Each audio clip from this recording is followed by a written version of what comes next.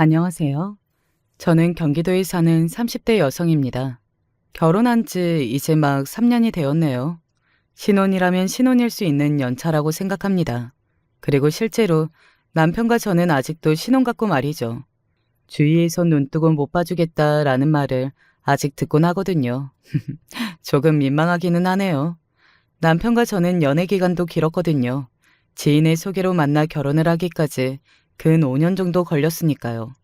그런데도 아직 사이가 좋고 죽이 잘 맞는 거 보면 천생연분이라는 게 정말 있기는 한 건가 싶은 마음이 들 때도 있는 것 같아요. 그만큼 남편과 저는 아무런 문제가 없습니다. 정말 남편만 보면 더없이 결혼 잘했구나 하는 생각만 들어요. 하지만 그렇게 좋고 행복만 했다면 오늘 제가 이곳에 사연을 보내는 일은 일어나지 않았겠죠. 네, 저에게는 아주 큰 고민이 있습니다. 그리고 그 고민거리들은 저에게 엄청나게 큰 스트레스를 주고 있고 말이죠. 오늘 사연은 그 고민 덩어리들에 대한 폭로 아닌 폭로가 되겠네요. 자, 그럼 이제 시작해 보겠습니다. 남편에게는 형이 둘 있습니다. 삼형제예요. 흔한 가족 구성은 아니기는 합니다. 남자만 셋 있는 집안이 뭐 엄청나게 흔한 건 아니잖아요. 남편이 딸이었으면 했는데 아들이어서 시어머니도 시아버지도 속상해 하셨다는 이야기를 들은 적이 있어요. 아무튼 남편에게는 형이 둘 있고 저에게는 형님이 둘 있습니다. 아주버님 두 분 다 결혼을 하셨거든요. 그리고 오늘 사연의 주인공들은 다름 아닌 저의 그 형님들입니다. 손이 동서들 말이죠. 뭐 대충 어떤 이야기이신지 감이 오실 거라고 생각합니다. 형님 둘은 첫인사를 하러 갔을 때부터 그다지 좋은 인상은 아니었습니다. 둘 다 의사의 잘난 집안 딸들이라 기본적으로 저를 무시하는 분위기를 가지고 있었거든요. 직업도 같고 집안 환경도 비슷하고 뭐 그런 두 사람이니 얼마나 죽이 잘 맞았겠어요. 나는 셋째 동서도 의사가 될 줄 알았더니 그러게요. 우리가 그렇게 소개팅 시켜준다고 했을 때 들은 척도 안 하더니 이렇게 오래 만나는 사람이 있을 줄은 또 몰랐네. 우리 집안 같은 집안으로 시집와서 가문에 경사났겠다. 그치? 그 말은 제가 가진 게 본인들보다 적고 직업도 본인들에 비해 변변치 않은데 좋은 집안으로 시집왔다는 걸 빗가서 말하는 거잖아요. 왜 그런 건 듣는 사람이 바로 알 수 있는 거거든요. 어떤 의도를 가지고 이야기를 하는 건지 말입니다. 명백히 비꼬는 의도였어요. 네. 제가 복이 많죠. 그냥 그렇게 모르는 척 아방하게 웃으면서 넘겼던 것 같아요. 첫 만남부터 그런 소리를 하는 형님들도 정말 이해가 안 되었지만 그렇다고 거기서 따지고 들 수도 없는 노릇이잖아요. 처음 만난 사람들이고 앞으로 가족으로 지내야 하고요. 속 편해서 좋겠다. 그런 저를 두고 그런 말을 했지만요. 다 알아들었는데 못 알아들은 척하는 걸 거라고 생각을 못하는 건지 알면서도 일부러 그러는 건지는 몰라도 말입니다. 아무튼 그런 첫 만남부터 이미 짐작하고 있었습니다. 그들과 친하게 지내기까지 꽤나 험난한 과정들이 기다리고 있을 거라고 말이죠. 그리고 어쩌면 영원히 친해지지 못할 거라는 것도 말입니다. 왜, 그냥 알 수 있는 것들이 있잖아요. 그 두 사람이 딱 그랬던 것 같아요. 어머, 어머니가 그것도 안 하기로 하셨어? 우리한테는 다 받으셔놓곤 이거 차별 아니에요? 어머님이 사람이 너무 좋으시잖아. 차별이라기보다는 형평 고려하신 거지. 그런 건가? 어머, 그러면 동서 자존심 좀 상해하는 거 아니야? 해줄 능력이 안 되는 것 같아서 이것도 저것도 다 안 하시겠다고 하시는 거니까. 시어머니가 예단이나 혼수 같은 건 최소한만 하자고 이야기하셨거든요. 그게 뭐 저희 집안을 배려해 주시는 건지 아니면 앞에 둘을 그렇게 받고 보내보니 별 필요 없다 느끼신 건지는 몰라도 제 기분이 나쁘지 않게 좋게 좋게 이야기해 주셔서 저는 별 생각 없이 그저 감사하기만 했었는데 그 소식을 전해 들은 형님들이 그렇게 이야기하더라고요. 뭐든 제가 기분 상할 게 있나요? 어머님이 저 생각해 주시는 건데. 그리고 그 이야기 하실 때도 저 기분 하나도 안 나빴는데요. 그리고 그들은 제가 기분 나빠하지 않는 것에 더 기분 나빠했습니다. 제가 하나하나 반응하고 열등감에 바들바들했어 했는데 그렇지 않고 그냥 잘 지내는 게 빈정이 상하는 것 같더라고요. 정말 왜 그렇게 삐뚤어진 인간들인지 모르겠어요. 지금도 이해가 잘 되지 않는 부분입니다. 한 번은 직접적으로 그 이야기를 한 적도 있어요. 동서는 우리가 이렇게 이야기하는 거 자존심 안 상해? 그리고 저는 그 말을 이렇게 받아쳤고요. 저 자존심 상하라고 하신 말씀이세요? 설마 그렇지는 않을 거잖아요. 저보다 훨씬 나이 많은 어른이신데. 사실 훨씬 나이가 많지는 않았습니다. 4살, 6살 정도 많았어요. 남편이 아주 많이는 아니고 살짝 늦둥이기는 했거든요. 일부러 짜증나고 열받으라고 그렇게 말한 거였어요. 그리고 제 의도대로 그들은 언제나 제가 돌려하는 말에 타격감 100%의 바들거림을 보여줬습니다. 물론 자존심 상하라고 한 말은 아니지. 동서 걱정돼서 해준 말들인데 혹시나 그렇게 삐딱하게 생각할까봐 물어본 거야. 그리고 우리가 뭐가 그렇게 동서보다 나이가 많아? 한참 어른은 무슨. 내세울 게 나이밖에 없는 사람처럼 왜 나이 이야기를 하고 그래? 아, 그런 의도로 말한 거 아니에요. 형님 두 분도 내세울 게 돈과 핫벌밖에 없어서 저한테 그런 이야기 하시는 거 아니잖아요. 사실 제가 말싸움으로는 어디 가서 지지 않을 자신이 있는 사람이거든요. 제가 무슨 의도로 그렇게 이야기한 건지를 알아차렸는지 입을 딱 다물더군요. 그리고 노려봤지만 저는 대수롭지 않다는 듯 어깨만 으쓱했습니다. 그리고 그 일이 있고 나서 두 사람이 저를 더더욱 괴롭혔던 것 같아요. 아니, 괴롭혔습니다. 그건 명백히 괴롭힌 게 맞아요. 동서는 회사에서 뭐해? 남들 다 하는 일 하죠. 뭐 별다를 게 있나요? 아니, 우리는 둘 다 의사라 일반적인 회사원들의 회사 생활을 잘 모르잖아. 그리고 동선의 회사는 대기업이랑은 또 다를 거 아니야. 회사는 작아도 뭐 나름대로 안정적인 회사라 하는 일들은 비슷할 거예요. 어디나 다 똑같죠 뭐. 제가 그렇게 말하니 픽하고 비웃더군요. 비슷하다는 건 동서 생각이지. 대기업에 다니는 회사원들은 그런 이야기 들으면 굉장히 기분 나빠할 것 같은데? 네? 왜요? 제가 그 사람들보다 잘났다고 한 것도 아니고 그냥 대체적으로 하는 일이 비슷하다고 한 건데. 아니, 생각을 해봐. 더 많이 공부해서 더 좋은 대학 들어가서 더 좋은 회사에 취직을 한 건데 동선의 회사 같은 그런 회사랑 비슷한 일을 한다고 하면 기분이 나쁘지. 그게 기분 나쁘면 자격지심 아니에요? 대기업이라는 간판도 있고 월급도 저보다 훨씬 더 받을 텐데 고작 그 정도로 기분 나빠하면 그건 그 사람 그릇이 작은 거죠. 그런 사람들은 제 주변에 많이 없어서 모르겠네요. 기분 나쁘라고 한 말이었어요. 뭐 지들도 저 기분 나쁘라고 한 말이니 되돌려 준 거죠. 그런데 늘 그렇게 말싸움으로 들어가면 밀리니까 한 번은 화가 난 건지 이렇게 반응하더라고요. 저도 그날은 조금 놀라기는 했습니다. 막내 동서는 어떻게 그렇게 따박따박 말대꾸를 해? 손이 동서가 말을 하는데 그렇게 다 반론을 해야겠어? 그러니까 이럴 때 못 배워먹은 게 티가 나는 법인데. 그 말에 제가 또 순진한 척 웃으며 말했습니다. 어머, 저한테 뭐라고 하시는 거였어요? 아, 저는 잘못한 게 없는데 그렇게 말씀하셔서 대화를 나누는 건 줄 알았죠. 솔직히 저는 잘못하고 있는 게 단 하나도 없었거든요. 시댁에도 잘했고요. 그래서 시댁 어르신들도 저를 참 좋아하셨습니다. 성격도 좋고 싹싹하고 음식도 잘하고 다 좋다고 말이죠. 시어머니가 이런 말씀까지 하실 정도였으니까요. 이런 며느리 보는 게 사실은 로망이었는데 말이지. 잘난 며느리들은 잘난 며느리대로 좋지만 이렇게 팔짱 끼고 장보러 다니고 하는 걸 나는 정말 꿈꿨어. 너도 알다시피 내가 딸을 너무 가지고 싶었는데 못 가졌잖니. 그리고 두 형님은 그렇게 친하게 지내는 저와 시어머니 사이를 늘 눈꼴 사나워 했었고요. 아니, 그게 부러우면 본인들도 노력을 하면 되는데 노력은 하지 않고 늘 바라보면서 안 입고 하는 게 너무 어이없었지만 말이죠. 가만 보면 어머니가 동서 좋아하셔서 우리를 너무 만만하게 보는 것 같은데 우리 동서가 만만하게 볼 사람들 아니야. 어디 밖에 가면 말도 못 걸 사람들이라고. 그 말이 너무 웃겼어요. 무슨 계급제가 있는 것도 아니고 밖에 가면 말도 못 거는 사람들이라니.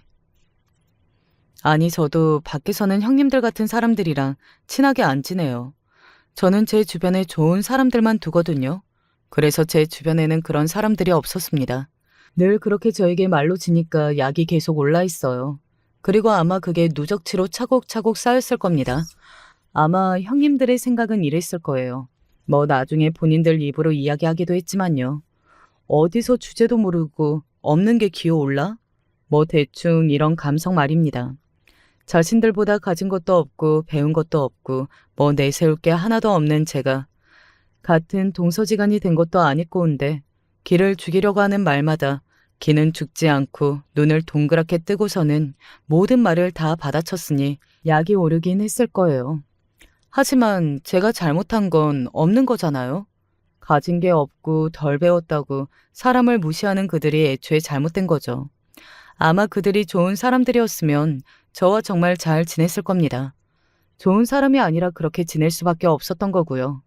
아무튼 형님들은 저를 몹시 마음에 안 들어 하셨고 기회만 되면 트집을 잡았습니다.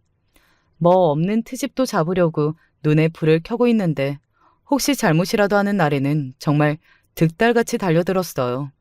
그럴 때 득달같이라는 말을 써야 하는 것 같아요. 오늘 왜 늦었어? 일찍 오라고 했잖아. 아, 제가 시간을 착각해서 죄송합니다. 아니, 동서 말대로 동서보다 한참이나 어른인 우리를 이렇게 기다리게 해도 되는 거야? 어? 그리고 꼭 제가 예전에 했던 말들을 그대로 꺼내서 트집을 잡았어요. 그날도 고작 20분 정도 늦은 거였습니다. 약속 시간이 30분이었는데 제가 정각으로 잘못 알고 나름 10분 일찍 나간 거였거든요. 말은 그렇게 따박따박 잘하면서 약속은 왜 그렇게 따박따박 안 지키는지 모르겠네. 그러게나 말이에요. 말하는 것만 보면 세상에서 제일 잘난 사람인데. 막내 동서보다 100배는 바쁜 우리도 시간 기억하고 맞춰서 잘 나오는데 말이야. 아무래도 그게 습관 같은 거 아닐까요? 저희는 어렸을 때 공부하던 게 있어서 뭐든 잘 기억하고 안 잊어버리잖아요. 그런가? 뭐 그럴 수도 있겠네. 그리고 마무리는 꼭 저를 무시하는 걸로 끝났습니다. 그래서 저는 정말 그 트집이 잡히지 않기 위해 엄청나게 노력했던 것 같아요. 당시에는 그게 그 정도로 큰 스트레스인 줄은 몰랐는데 지나고 보니 다 굉장히 큰 스트레스긴 했더라고요. 그 두 사람은 질투심도 엄청났습니다. 한 번은 또 이런 일이 있었어요. 막내 재수 씨가 솜씨가 진짜 좋기는 한 것 같아요. 그치? 우리 막내 아가가 음식을 기가 막히게 해. 주변에서 먹어본 사람들은 다들 뭔 사업해야 하는 거 아니냐. 이대로 썩히기는 아깝다 할 정도라니까. 네, 저도 잘한다는 한식당 많이 다녀봤지만 이 정도는 잘 없어요, 정말로. 저희 친정 엄마가 음식을 굉장히 잘하시거든요. 저도 그걸 물려받은 건지 손맛이 좋은 편이었고요. 자주 하지는 않지만 그래도 기회가 될 때마다 시댁 식구들한테도 해드렸는데 한 번은 그런 이야기가 나온 적이 있습니다. 제 음식 솜씨에 대한 이야기 말이죠. 그 정도예요? 그냥 사 먹는 거나 큰 차이 없는데. 큰 아주버님의 칭찬에 입을 비죽이던 큰형님이 그렇게 말했습니다. 당신은 좋은 식당만 다니잖아. 그런 식당에서 나오는 거랑 차이 없는 거면 엄청나게 잘하는 게 맞지. 재수 씨는 그걸 업으로 삼는 사람도 아닌데. 아니, 요즘은 다들 잘하던데요? 책 같은 것도 많이 나오고 인터넷에 쳐보면 레시피 같은 게 우르르 나오니까. 그거 본다고 다 잘하나? 그러면 당신은 왜 그래? 아마 큰 아주버님은 반 이상은 장난으로 던진 말이었을 겁니다. 그리고 아무도 큰형님한테 요리 실력을 바라지 않았어요. 바쁜 사람이라는 걸 너무나 잘 알고 있었으니까요. 그런데 그 말에 바로 바르르 하더라고요. 나는 병원 일이 바쁘잖아요. 막내 동서랑 내가 같아요? 큰형님이 바로 버럭 소리를 질러서 온 집안 식구들이 놀랐었습니다. 원래 저에게 안 좋은 소리를 할 때나 본색을 드러낼 때는 늘 다른 집안 식구들이 없을 때 그랬거든요. 그날은 도저히 참지 못한 것 같았습니다. 농담이라도 그런 말 하지 말아요. 아니, 갑자기 왜 이래? 평소에도 장난으로 하던 말이었잖아. 되려 큰 아주버님이 엄청나게 당황하셔서는 저희 눈치를 보는 게 느껴질 정도였으니까요. 만약에 제가 형님들 정도 되는 집안에 학벌의 재력을 가지고 있으면 저 같은 거한테는 열등감 같은 거 안 느꼈을 것 같은데 그들은 정말 제가 거슬리는 건지 사사건건 시비를 걸고 제 칭찬을 못 보고 있었어요. 100번 양보해서 뭐 자기들보다 한참이나 못한 것 같은 사람이 같은 집안 식구가 된 게 조금 기분 상할 수 있다고 치자고요. 뭐 저는 그것도 이해하지는 못했지만 그렇다고 치더라도 그걸 그 정도로 노골적으로 본인들의 인성을 보여주면서 드러내는 게 저는 정말로 이해가 가지 않았던 것 같아요. 그것도 배웠고 사회적 지위도 있다는 사람들이 말이죠. 엄청나게 유치한 방법으로요. 어느 정도로 유치했는지 몇 가지 일화를 소개해 드릴게요. 한 번은 이런 일이 있었습니다. 그날은 가족 모임이 있었던 날이었어요. 형님들이 바쁘다고 식당을 저보고 예약을 하라고 하더군요. 그러면서 병원 주변이면 좋을 것 같다는 말도 했습니다. 그래서 그 주변을 나름대로 많이 알아보고 한 곳이 적당할 것 같아서 예약을 한 거였어요. 나는 설마 이 식당으로 예약을 할까 싶었다 정말. 여기 후기 좋던데요? 후기가 문제가 아니라 병원 너무 바로 옆이잖아. 그 정도의 센스도 없어? 여기서 가족 모임을 하면 우리 병원 사람들이 와서 볼 수도 있다는 생각을 왜 못해? 그러면 내가 불편해지잖아. 아니, 그러면 지금이라도 취소를 하면 되는 거 아닌가요? 다시 번거롭게 알아봐야 하잖아. 제가 알아본 거였잖아요. 그냥 어거지를 위한 어거지의 연속이었습니다. 뭐 하나 제대로 할 줄 아는 게 없어. 고작 요리 좀 한다고 식구들이 칭찬해 주니까 좋아? 근데 이런 거 하나 제대로 못해서 어디다 쓰냐고 대체. 그러게나 말이야. 식구들이 뭐가 이뻐서 이렇게나 칭찬을 하는지 알 수가 없어. 저를 앞에다 두고 그런 말을 계속해서 이어갔습니다. 아니, 사람이 사람을 앞에다 두고 해야 할 말이 있고 그렇지 않은 말이 있는 법이잖아요. 그런데 어느 순간 그들은 그 선을 넘어버렸어요. 나 학교 다닐 때도 그랬던 것 같은데. 되게 없이 사는 애들이 눈치도 없더라고. 어머, 형님도 그랬어요? 저도 제 동창 중에 그런 애 있어요. 애들 그러는 거지. 너무 없이 살아서 그런가? 뭐 하나만 칭찬해주면 우쭐거리고 자기가 잘하는 줄 알고 그러더라고. 속으로는 다들 비웃고 있는데. 그러게나 말이에요. 주제 파악 못하는 건 다들 어찌나 그렇게 똑같은지. 그 말에 저도 감정을 숨길 수가 없겠더군요. 솔직히 우리 집이 못 사는 것도 아니었습니다. 그냥 평범했어요. 저는 잘하면서 단 한 번도 제가 없이 산다? 뭐 그런 생각을 해본 적이 없었거든요. 그거 저 들으라고 하는 말씀이세요? 솔직히 누가 봐도 저 들으라고 하는 말이 맞았잖아요. 그런데 이러더군요. 아니, 그냥 우리끼리 그런 사람들이 있다 이야기한 건데. 왜? 동서, 찔려? 자기 이야기 같아서? 그렇게 나오는데 제가 무슨 말을 더 할 수 있었겠어요. 처음부터 제 사연을 들으신 분들이라면 아시겠지만 저는 원래 당차고 그렇게 당하고만 있는 성격이 되지는 못하는 사람이었습니다. 할 말은 하고 또 아닌 건 아니라고 말할 줄 아는 사람이었어요. 그런데 긴 시간 동안 누군가가 저를 못났다 이렇게 하는 거에는 저도 어찌할 도리가 없더라고요. 왜 그런 말 들어보신 적 있으시죠? 가스라이팅이라는 말 말입니다. 일종의 세뇌인 건데 주변에서 자신을 자꾸 못났다. 너는 잘난 게 하나도 없다. 할 줄 아는 것도 없다. 너는 혼자서는 아무것도 아는 인간이다. 뭐 이렇게 반복적으로 이야기를 하면 어느 순간 정말 그런 것 같이 자존감이 낮아지고 스스로를 못났다고 생각하게 되는 뭐 그런 현상을 말하는 겁니다. 저는 제가 자존감도 높고 평소에 생각도 바르게 잘하는 편이라고 생각했었기 때문에 저에게는 그런 일이 일어나지 않을 거라고 생각했는데 아니더라고요. 지속적인 괴롭힘에는 저도 두 손 두 발 다 들게 되었습니다. 아니, 할 줄 아는 게 뭐야. 그걸 지금 잘했다고 하는 거야? 그런 조건으로 우리 시댁 같은 집안에 시집 왔으면 뭐가 마음에 안 들어도 닥치고 해야 하는 거야. 알겠어? 그리고 어느 순간부터 그런 말들을 오롯이 다 듣고 있었어요. 반박도 하지 않고 말이죠. 그리고 반박하지 않으니 형님 두 분은 더 미친 듯이 날뛰었습니다. 저를 무슨 자기 하녀 부리듯 부려먹기 시작했거든요. 오늘 우리 집 화장실 청소 좀 해줘. 나 오늘 우리 집에 손님 들어오는데 와서 음식 좀 해. 나 백화점인데 나와서 짐 좀 들어줘. 그렇게 할 말 따박따박 다 하고 살던 사람이 어떻게 저 지경이 될 수 있었던 건지 아마 들으시는 분들도 제가 잘 이해가 되지 않으실 것 같네요. 저도 그 당시에 제가 잘 이해가 되지 않았으니까요. 그리고 그 무렵 저의 변화를 남편이 눈치챘습니다. 뭐 같이 사는 사람인데 눈치를 안 채는 게 더 이상하긴 하죠.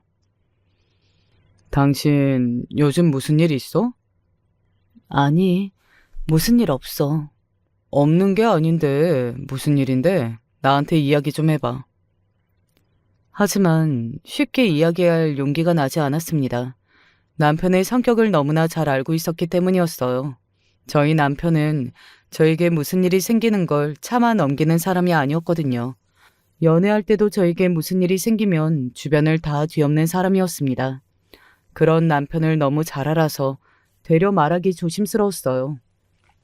나중에 남편이 이야기해줘서 알았는데 남편은 사실 형님들한테 구박을 받고 있다는 것을 알고 있었다고 하더라고요. 그래서 계속 무슨 일이 있는 건 아닌지 저한테 물어봤던 거였고요.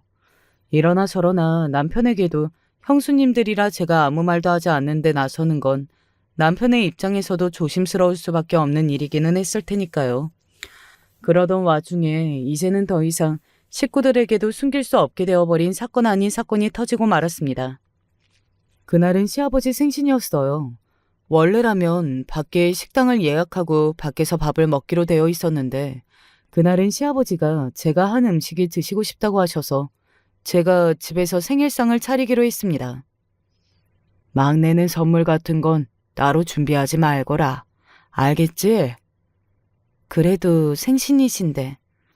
요즘 생일상 차려주는 며느리가 어디 있냐? 나는 그것만으로도 차고 넘치니까 다른 선물은 절대 준비하지 말거라. 알겠지? 그게 나한테는 최고의 선물이다. 생일 선물 같은 걸로 또 혹시나 형님들과 비교될까봐 마음을 써주시는 건지 어떤 건지는 몰라도 시아버지는 몇 번이고 절대 다른 선물은 준비하지 말라고 신신당부하셨어요. 하지만 또 제 마음은 그게 아니잖아요. 시아버지가 얼마 전에 신발이 조금 불편하시다는 말을 들은 게 기억이 났습니다. 그래서 수제화를 맞춰드리면 좋겠다고 생각했어요. 시아버지 몰래 발의 치수를 재는 게 힘들기는 했지만 시어머니의 도움으로 어찌저찌 잘해서 수제화를 하나 맞췄습니다. 비싼 건 아니었어요. 뭐 제가 돈이 많은 편도 아니었고 그리고 이번에 한번 맞춰드리고 편해하시는 것 같으면 제대로 나중에 해드리려고 그냥 저렴한 걸로 하기는 했습니다. 게다가 시아버지가 몇 번이나 선물을 준비하지 말라고 하셨기 때문에 그런 것도 있었고요. 그런데 문제는 그 신발에서 시작이 되었습니다. 형님들은 다들 엄청나게 비싼 선물들을 준비해온 모양이더라고요. 저희 시댁의 시아버지가 물려주실 재산이 조금 있는 편이었는데 다들 그걸 욕심내고 있다는 건 그 누구보다 제가 잘 알았습니다. 그래서 큰형님과 작은형님도 둘 다 경쟁하듯 시아버지에게 특히 잘하는 것도 말이죠. 그런데 작은형님이 제가 준비한 신발이 담겨있는 종이 가방의 브랜드명을 보고 어떤 브랜드인지 휴대폰으로 검색을 해본 모양이더라고요. 정말 음침한 사람이죠. 그걸 검색해보고 있다니 말입니다. 그것도 제 흠을 잡을 목적으로요. 어머, 동서, 설마 이걸 지금 아버님 생신 선물이라고 준비한 거야? 갑자기 엄청나게 호들갑을 떨어대더라고요. 왜? 뭔데? 그리고 큰형님이 그때를 놓치지 않고 거들기 시작했습니다. 그 뒤로는 너무나 뻔한 상황이 펼쳐졌어요. 다들 예상하실 수 있으실 겁니다. 뭐 물론 일이 조금 커지기는 했지만요. 여기 브랜드 수제화 브랜드긴 한 것 같은데 제일 비싼 것도 19만 원 정도밖에 안 하는 브랜드 같은데요? 뭐? 지금 시아버지 생신 선물로 10만 원대 신발을 사왔다는 거예요? 앞서 설명했듯 이유가 다 있기는 했잖아요. 그래서 일단 저도 설명을 했습니다. 아니, 제가 생신상을 차리니까 아버님께서 선물은 절대 준비하지 말라고 하셔서. 그건 그냥 말씀하시는 거지. 진짜 바보야? 왜 그렇게 멍청해? 그 말을 그대로 알아들은 거야, 설마? 그리고 그놈의 생신상, 그게 뭐 그렇게 대단한 거라고? 진짜 우리 집안을 뭘로 보면 고작 10만 원짜리 생신 선물을 사올 수가 있는 거야? 이건 진짜 아니지 않아요? 아니지. 이건 그냥 넘어갈 일이 아니지. 지금 와서 돌이켜 생각해보면 그게 뭐가 그냥 넘어갈 일이 아니라고 그렇게 비장하게 이야기를 했는지 모를 일이에요. 그냥 자기들끼리 뭐 하나 건수 잡았다 싶어서 신이 나서 저를 갈구는 것 그 이상도 그 이하도 아니었을 뿐인데요.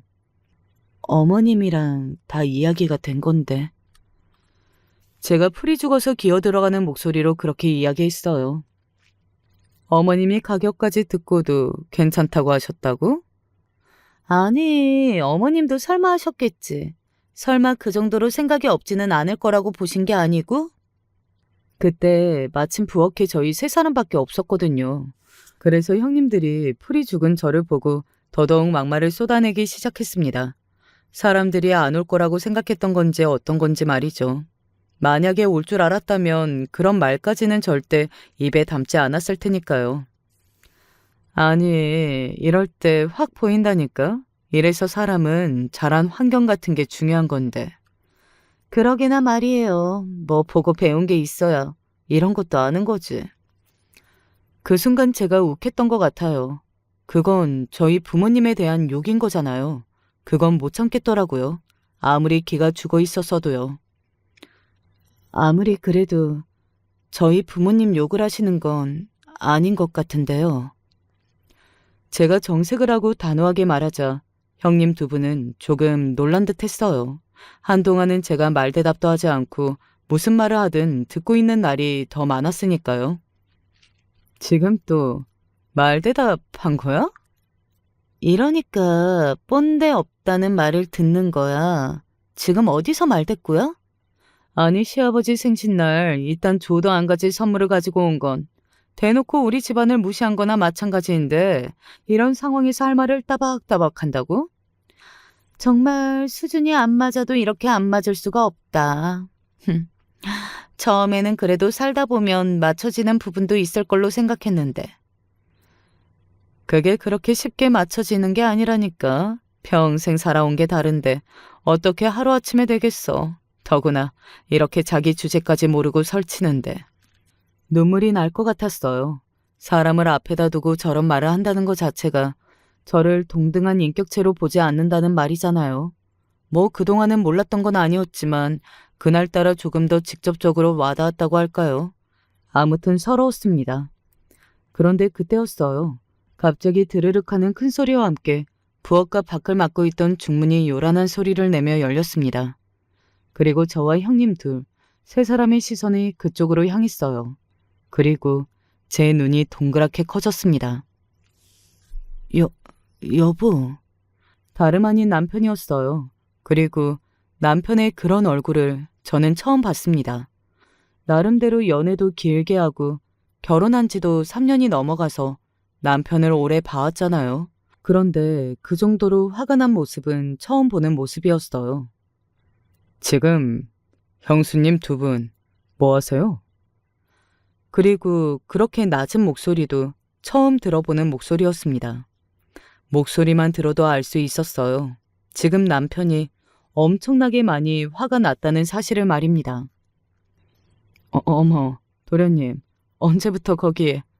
아니, 오셨으면 기척이라도 좀 내시지.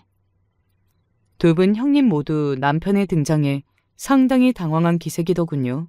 말까지 더듬으면서 당황하는 모습은 저도 처음 보는 모습이었거든요.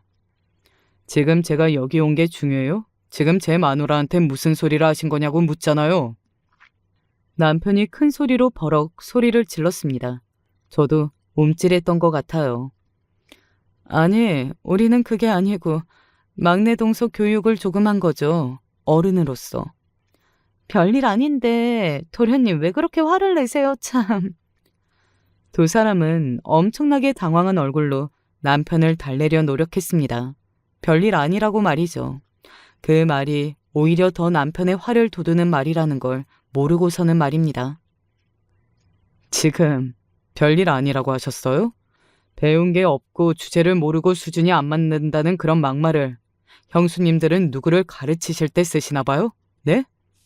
사실 본인들이 생각해도 저에게 한 말은 선을 넘는 막말이기는 했잖아요. 남편이 다 들었다면 그 어떤 변명도 통하지 않는 말이라는 것쯤은 그 두 사람도 잘 알고 있었을 겁니다. 그제야 사태의 심각성을 인지한 건지 어떤 건지 두 형님은 부엌 밖을 한번 살피더군요. 아마 아주버님들이나 시댁 어르신들이 알게 되는 것이 무서워 그런 거지 않을까 싶어요. 도련님, 저희가 잘못했어요. 사과할 테니까 일단 목소리 좀 낮추세요. 네? 네네. 다시는 이런 일 없을 거예요. 그러니까 일단은 진정을 좀. 왜요? 형님들이랑 아버지 어머니 아시는 건 겁이 나요? 그런 사람들이 이래요? 네? 내가 가만히 있을 것 같아? 감히 누가 누굴 내 아내를 건드려? 죽고 싶어? 남편도 상당히 흥분한 것 같았어요. 평소라면 절대 하지 않을 막말을 뱉기 시작했거든요. 제가 그런 남편이 걱정되어 옆으로 가 남편의 팔을 잡았습니다. 내가 다 이야기할게. 일단은 당신도 진정해요. 어? 당신 이것 때문에 그동안 살도 빠지고 그렇게 걱정 있는 사람처럼 군 거지, 그치? 역시나 다 알고 있었구나 하는 생각이 들었습니다. 나 못 참아. 사람이 해서는 되는 말과 행동이 있고 안 되는 게 있는 거지. 그런 것도 구분 못하는 인간들이 꼴의 의사라고 어깨에 힘만 잔뜩 들어서는 누가 누구를 무시해? 남편은 그냥 넘어갈 생각이 하나도 없어 보였습니다. 그리고 그때 부엌에서 소란을 들은 집안 식구들이 하나둘 부엌으로 넘어왔어요. 왜 이렇게 시끄러워? 무슨 일인데? 다들 여기서 왜들 이러고 있냐? 왜? 누가 다치기라도 했어? 저는 봤습니다. 식구들이 하나둘 부엌으로 들어오면서 두 형님들의 안색이 창백해지는 것을 말이죠. 아마 그냥 넘어갈 수는 없겠다는 걸 알았을 거예요. 나는 이제 이 두 형수님 있는 자리에 우리 아내 데리고 못 옵니다. 다들 그런 줄 아세요. 아버지 생신에 이런 말 하게 돼서 너무 죄송한데 저는 오늘은 제 사람 지켜야겠습니다. 무슨 일인데? 일단 말을 해줘야 할 거 아니야. 형수님 두 분이 제 아내더러 본데 없고 주제도 모르고 수준도 안 맞는다고 버럭버럭 소리를 지르면서 이 사람 잡는 걸 제가 봤어요. 뭐? 그게 정말이냐? 시아버지가 버럭하고 소리를 지르셨습니다. 아니, 그게 아니고, 그게 아니기는 무슨, 더해요? 그리고 제가 정말 몰라서 그간 참은 줄 아세요? 이 사람이 아무 말 안 하고 넘어가니까 내가 나서서 형수님들한테 뭐라 말할 수가 없어서 참은 겁니다. 뻑하면 불러서 집안 청소시키고 음식하게 만들고 짐까지 들게 한 거 내가 모를 줄 알아요? 네? 저는 남편이 그것까지 알고 있을 거라는 건 정말 몰랐거든요. 그래서 놀라서 남편을 바라봤습니다. 남편에게 미안한 마음이 들더라고요. 그런 모습을 옆에서 다 보면서 속만 썩었을 것을 생각하니 말입니다. 당신, 이게 정말이야? 어? 그게 정말이냐고 묻잖아. 큰 아주버님이 버럭 소리를 질렀고 큰형님은 놀라서 고개를 끄덕였어요. 인정해버린 거죠. 아마 그 상황이 너무 갑작스러워서 형님 두 분 모두 변명을 생각하지 못한 걸 겁니다. 아마 그렇지 않았다면 무슨 거짓말이라도 해서 그 상황을 모면하려 했을 거예요. 아이고 세상에. 내가 이런 것들을 며느리라고. 아이고. 시아버지가 머리를 잡으셨고 작은 아주버님이 작은 형님을 노려보며 시아버지를 부축했습니다. 그날 시아버지의 생신은 그렇게 난장판이 났어요. 물론 제가 잘못한 건 없지만 그래도 지금까지 그날만 생각하면 죄송한 마음이 듭니다. 남편은 집으로 오는 내내도 몹시 화가 나 보였습니다. 왜 여태 나한테 말 안 했어? 왜? 미안해. 왜 나한테 미안한데? 당신이 뭘 잘못했다고 미안해? 그렇게 혼자 난리를 치던 남편은 집으로 와서 저를 꼭 안아주더군요. 그동안 몰라줘서 너무 미안하다고 고생 많았다고 말이죠. 그런 남편의 말을 듣는데 저도 모르게 눈물이 왈칵 쏟아졌습니다. 그날 얼마나 많이 울었는지 몰라요. 그간 제 안에 쌓였던 게 그렇게도 많았구나 하는 생각이 들었습니다. 다음 날부터 그야말로 난리가 났어요. 우선 시어머니가 바로 찾아오셨습니다. 아예 몰랐다고 하면 그건 거짓말이겠지만 그래도 어지간한 줄은 알았는데 그게 아니었던 모양이었구나. 내가 너무 미안하다. 시어머니가 고개를 숙이고 사과를 하셨어요. 시어머니는 그래도 형님 두 분이 배운 사람들이고 사회적으로 지위가 있는 사람들이다 보니 그 정도로 사람 하나를 막대하고 잡을 거라고는 생각하지 못하셨던 듯 싶습니다. 본인도 너무 놀랐다고 그러시더라고요. 그리고 시아버지는 이런 선언을 하셨다고요. 그것들 얼굴 다시는 안 보고 싶다고 이제는 찾아오지도 말라고 말씀하셨어. 그날 니들 가고 나서 한바탕 난리가 났었다. 시아버지가 굉장히 많이 화가 나셨다고요. 그리고 형님들이 울고불고 빌었다는 말도 전해주셨습니다. 시어머니로서는 그걸로 조금이나마 제 분한 마음을 풀어주시려고 그러셨던 거겠죠. 물론 저는 그 지경이 되어서야 그 난리가 난 것과 정작 저는 제대로 된 사과를 아직 듣지 못했다는 사실에 화가 조금 나기는 했지만요. 시아버지도 전화를 걸어오셨어요. 차마 얼굴을 보고 뭐라 말할 수가 없어서 전화를 했다고요. 자기가 그간 무심했다고 미안했다고 사과를 하시더군요. 그 와중에 그래도 시댁 식구들이 좋은 사람이라 다행이라는 생각이 들었던 것 같아요. 아무래도 형님들이 다들 조건도 좋고 집안도 빵빵하고 의사들이고 그러니까 시댁 어르신분들 입장에서는 형님들이 더 이쁠 수밖에 없을 거라고 생각했거든요. 그런데 다 제 편을 들어주시니 저는 그것만으로도 감사했던 것 같습니다. 그리고 그 다음은 아주버님들의 차례였어요. 번갈아가며 찾아오셨습니다. 제가 차마 재수씨 뵐 면목이 없네요. 아주버님이 잘못하신 것도 아닌데요, 뭐. 제가 단속을 잘못한 거죠. 그 사람이 그런 사람인 거 아예 몰랐던 것도 아닌데 그냥 알아서 잘하겠지 싶어서 뒀던 게. 큰아주버님과 큰형님 사이에 갈등이 있었다는 건 예전에 한번 들어서 알고 있기는 했었거든요. 큰형님이 성격이 좋지 못해서 형님과 그런 문제로 자주 다툰다고 언젠가 한 번은 이혼까지 갈 뻔한 적이 있었는데 형수님이 빌었다더라 하는 걸 남편에게 들었던 게 생각이 났습니다. 그 이야기를 들을 때 큰형님이 아주버님을 정말로 많이 사랑하시구나 하고 생각했었어요. 그래서 그 성격을 죽이고 사나보다 하고 말이죠. 이런 말이 얼마나 위로가 될지는 모르겠지만 저희는 이혼하기로 했습니다. 혹시나 해서 드리는 말씀인데 재수씨 때문만은 아니에요. 그간 여러 가지 문제로 안 좋은 게 쌓여 있었고 언젠가 되어도 했을 일이니까 행여나 재수씨 때문이라고 생각하지는 마세요. 큰형님네는 이혼하기로 했다더군요. 아이가 아직 어려서 사실 그렇게까지 갈 거라고는 전혀 생각해보지 못했었거든요. 그런데 그렇게 하기로 하셨다고 해서 놀랐던 것 같아요. 그래서 그 뒤로는 큰형님을 보게 될 거라고는 생각을 못했었습니다. 그날이 마지막 모습이겠구나 했던 것 같아요. 작은 형님은 작은 아주버님과 같이 저에게 사과하러 오셨습니다. 그날은 내가 정말 미안해. 나도 그게 잘못되었다는 걸 알면서 날이 갈수록 점점 더 심해졌던 것 같아. 지금 와서 돌이켜 생각해보면 나도 그때 내가 왜 그랬는지 모르겠어. 정말 미안해, 동서. 저도 죄송합니다, 재수씨. 사실 그렇게 고개를 숙이고 사과를 해오면 안 받아주기 민망해요. 게다가 가족이잖아요. 그래서 그냥 받기로 했습니다. 물론 남편은 그 이후로도 지금까지 형수님의 얼굴은 보기 싫다고 가족 모임을 피하지만 말이죠. 그 또한 시간이 해결해 줄 걸로 생각합니다. 큰형님 이야기를 잠깐 해볼게요. 그렇게 이혼을 하기로 하고 합의 이혼을 한 뒤 한동안은 큰형님의 소식을 들을 일이 없었어요. 뭐 정신적으로 충격을 받았는지 어땠는지 병원에 휴직계를 냈다더라. 그 정도의 소식뿐 말입니다. 그런데 큰형님을 우연히 길거리에서 마주쳤습니다. 정말 우연이었어요.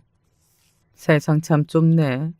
이렇게 마주칠 거라고는 생각도 못했는데. 큰형님의 그 말에 저도 고개를 끄덕였습니다. 같은 생각을 하고 있었거든요. 저도 사실 큰형님을 우연이라도 보게 되면 저를 굉장히 뭐라고 하고 이혼의 이유도 다 저를 탓하고 원망하고 화를 낼 걸로 생각했거든요. 그런데 그건 아니었습니다. 뭐 그다지 호의적인 태도를 보이지는 않으셨지만요. 지나고 나니 내가 동서한테 그렇게 했던 게 참 부끄럽기는 하더라. 그렇게 말을 시작하시더군요. 잘 지내시죠? 오랜만에 보는 거기도 했고 그간 소식을 몰랐기 때문에 제가 그냥 물었어요. 사실 때때로 궁금하기도 했고 말이죠. 아니, 뭐 그다지 잘 지내지는 않아. 자존심 때문이라도 억지로 잘 지내는 척이라도 할 줄 알았는데 의외로 굉장히 솔직하게 나와서 제가 되려 당황했던 기억이 있네요. 가족을 잃어보니 알겠더라고. 가족이 정말 소중한 거였다는 걸 말이지. 그러면서 고개를 끄덕이는데 뭔가 회한에 젖은 사람의 얼굴이라 함부로 말을 하지 못했던 기억이 있네요.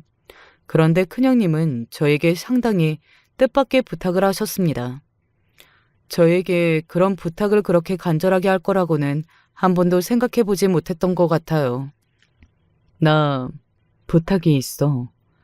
염치 없지만 우리 남편한테 내 이야기 좀 잘해줄래? 우연히 만났는데 형님 많이 반성한 것 같았다고. 내가 그 사람이랑 우리 애랑 떨어져 살아봤잖아. 그런데 도저히 이렇게는 못 살 것 같아서 그래. 동서, 정말 미안하고 염치 없지만 내 부탁 한 번만 들어주면 안 될까? 평생 감사하며 살게, 응? 누군가 들으면 호구냐? 너는 벨도 없냐? 그렇게 당하고도 그 부탁을 들어주고 싶냐? 뭐 그런 말들을 하겠지만 당시에 제가 봤던 큰형님의 모습은 정말로 마음이 동하는 모습이었습니다. 관리를 열심히 받아서 언제나 번쩍이던 피부와 그 자신감 넘치던 눈빛과 태도는 어디로 가고 축 처진 어깨와 기가 죽은 얼굴 그리고 푸석한 피부. 솔직히 저도 한눈에 못 알아볼 뻔했거든요. 사람이 그렇게 망가져가는 모습을 보고 모르는 척하기가 힘들었어요. 그래서 큰 아주버님을 찾아갔습니다. 아이와 둘이 있으니 반찬을 해서 준다는 핑계를 대고 말이죠. 집안 꼴도 난자리가 보이더군요. 아무리 나름대로 정리하고 산다고 해도 또 그 느낌이라는 게 있잖아요. 빈자리가 느껴지는.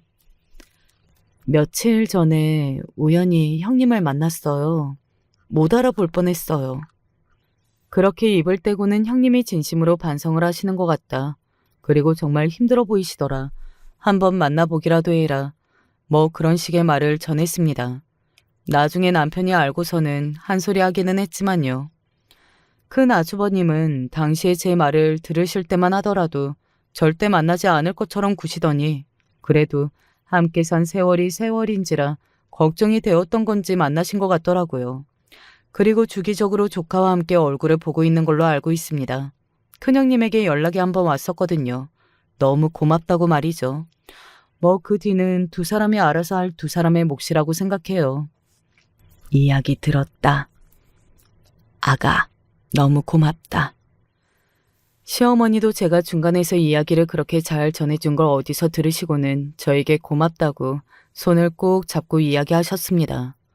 다 큰아들이 아이랑 둘이 아내도 없이 사는 것 자체가 아마 시어머니로서는 상당히 신경이 쓰이는 일이었을 테니까요.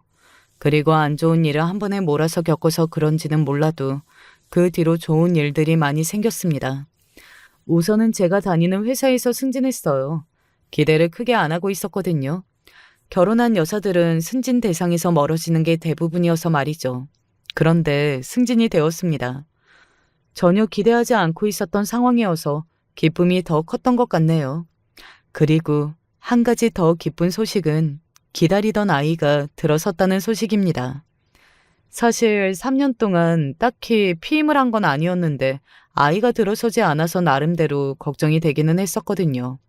병원을 가봐야 하는 건 아닌지 진지하게 고민을 하고 있던 차에 아이가 딱 들어서게 된 겁니다. 정말 다행이라고 생각했어요. 그래서 생긴 고민이 하나 있기는 합니다. 바로 앞에서 제가 이야기했다시피 제가 승진을 했잖아요. 그래서 바로 임신했다는 말을 회사에 하기가 조금 눈치가 보이기는 해요.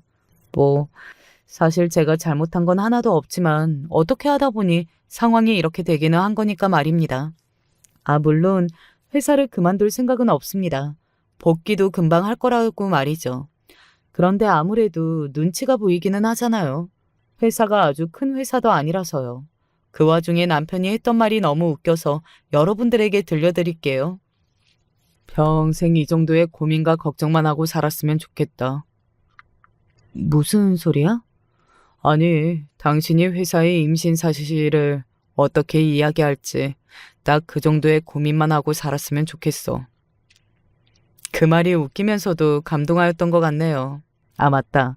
그날 사건의 시발점이었던 그 수제화는 시아버지가 지금까지 아주 잘 신고 있습니다. 자기 인생에서 받은 생일 선물 중에 가장 마음에 드신다고 하시면서 말이죠. 뭐 정말로 마음에 드신 것도 있으시겠지만 저 보란 듯 더 그렇게 열심히 신고 다니시는 것 같아서 너무 감사해요. 이렇게 쓰고 보니 제가 참 복이 많기는 하네요. 새삼 다시 한번 감사해지는 순간이네요. 제 이야기는 여기까지입니다. 어쩌다 보니 모든 이야기를 다 한 것 같기는 하네요. 속이 시원한 거 보니 사연을 쓰길 잘했다는 생각도 들고 말이죠. 제 성격 중에 가장 좋은 부분이 빨리 있는 거거든요. 예전에는 그게 단점이라고 생각했었는데 살아보니까 이것만큼 좋은 게 없더라고요. 누군가를 미워하는 마음도 원망도 빨리 털어내고 제 인생을 살 수 있으니 말입니다. 좋지 않은 감정을 품는 것만으로도 저에게 좋은 일은 아니잖아요. 빨리 잊고 제 인생을 행복하게 사는 게 더 중요하지 말입니다. 만약 제 사연을 듣고 계시는 분들 중에서 누군가를 미워하고 증오하는 마음 때문에 힘든 분들이 계시다면 제 지금의 사연이 조금이나마 도움이 되었으면 좋겠네요. 사실은 그런 마음으로 사연을 쓰기 시작한 것도 있는 것 같거든요. 이제 그만 이야기를 줄이겠습니다. 마지막까지 제 이야기 함께 들어주시고 공감해 주셔서 감사합니다. 여러분들에게 언제나 좋은 일만 가득하시기를 소원할게요. 어디서나 행복하시고 건강하세요. 안녕하세요. 저는 서울 잠실에 살고 있는 강석구라고 합니다. 요즘 사연 채널 듣는 재미에 푹 빠져 있는데요.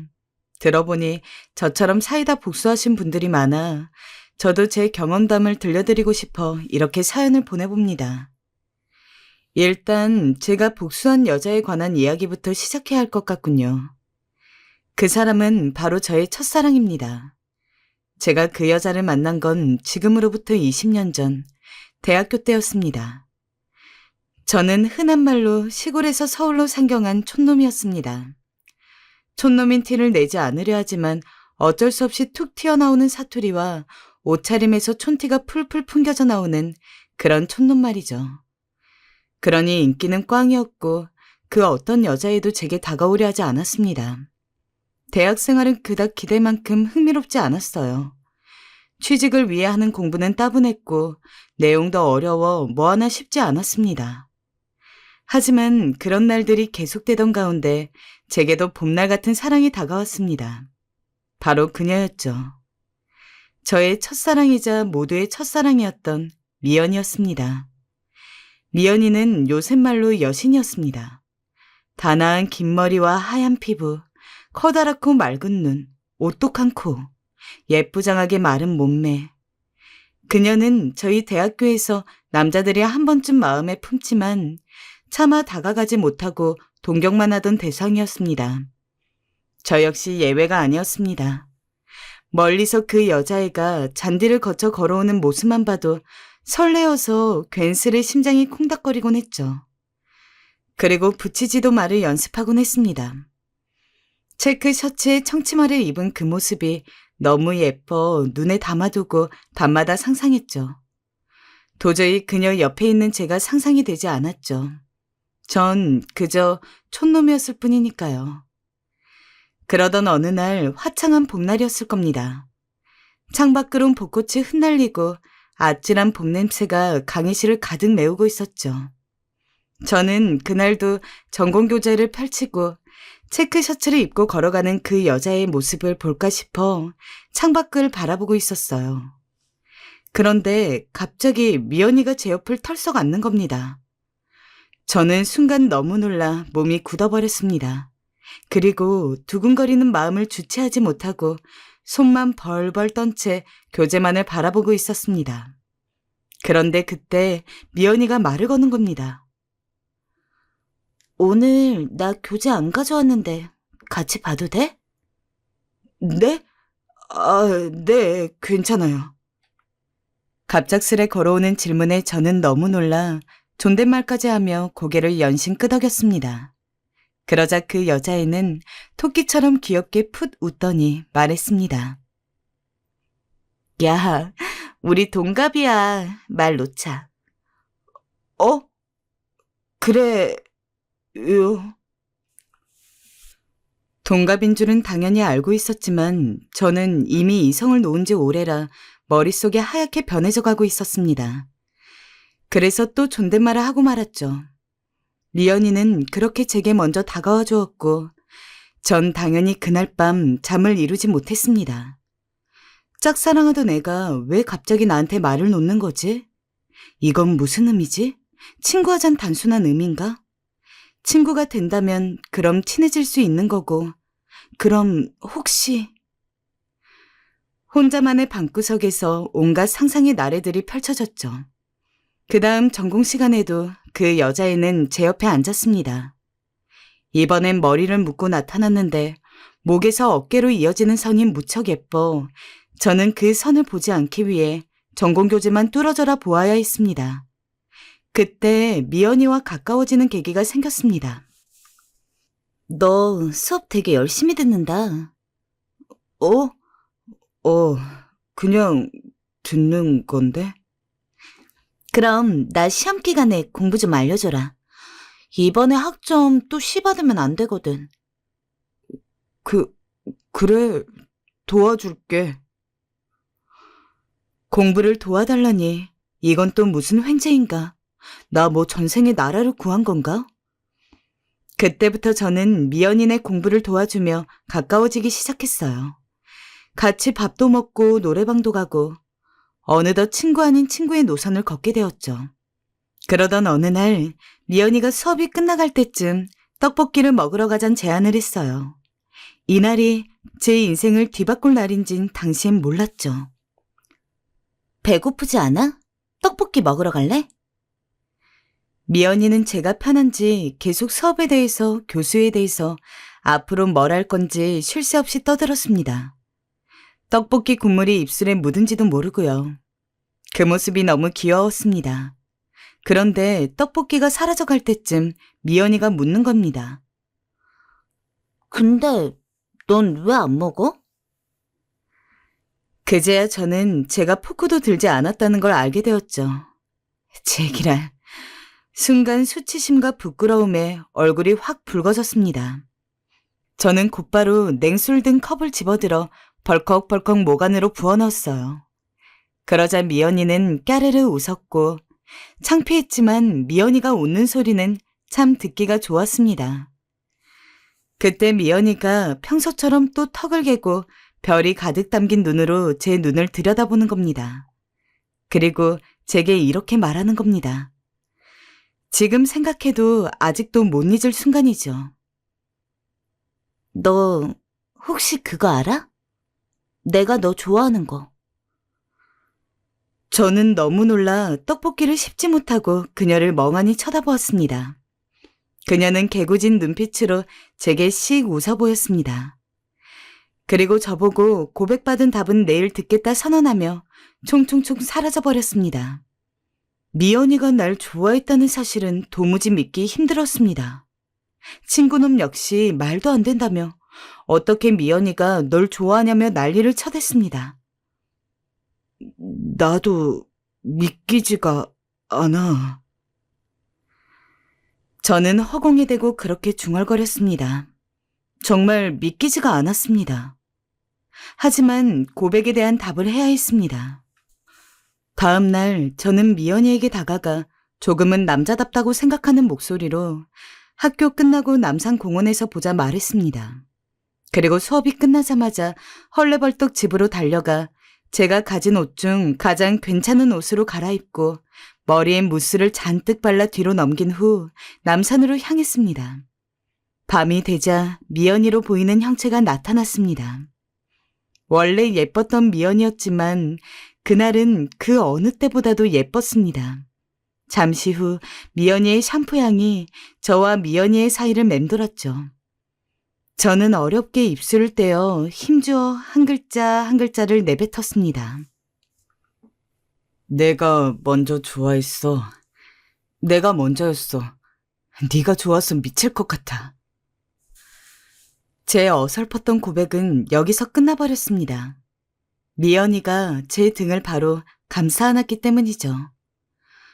갑작스레 다가와 제게 폭 안긴 미연이의 몸은 작은 새처럼 작고 따뜻했습니다. 그녀의 콩콩거리는 심장 소리가 유독 더 크게 들리는 날이었습니다. 그리고 저는 그렇게 난생 처음으로 그녀와 연애라는 걸 시작하게 되었습니다. 하지만 연애를 시작했을 때쯤 저희를 반대하는 요소가 있었어요. 바로 미연이의 언니와 어머님, 제 미래의 장모님이었죠. 아니, 뭐하는 집안 남자애라고? 이름도 모르는 집안 남자애랑 무슨 연애를 한단 거냐? 아이, 괜히 시간 낭비하지 말아라. 엄마, 정말 왜 그래? 언니, 엄마 좀 말려봐. 뭐, 네 엄마 말이 틀리진 않지. 제가 나중에 사차 직업 달고 나타나면 모를까. 근데 너도 우리 집 수준이라는 걸 생각해야지. 이제 그거 생각할 나이 정도는 됐잖아. 그리고 쟤 너무 빈티난다. 입고 다니는 옷도 그렇고 너무 없어 보여. 연애 초기에 저에게 불쑥 그런 말을 대놓고 하시는 어머님이나 미연이 언니분이나 솔직히 정말 무례했어요. 그래도 그땐 미연이만 있으면 된다고 생각했어요. 그래서 제가 외려 미연이를 위로했습니다. 아니야, 어머님 눈에 내가 안 찰 수도 있지. 하지만 아직 내가 대학생이어서 그렇지. 두고 봐. 사회에 나가 성공하면 어머님도 분명 그땐 날 마음에 들어 하실 거야. 전 정말로 그렇게 생각했어요. 언젠가 이 집안도 날 인정해 줄 것이라고요. 공부도 더 열심히 했고 학점을 최고로 받기 위해 그 누구보다 노력했습니다.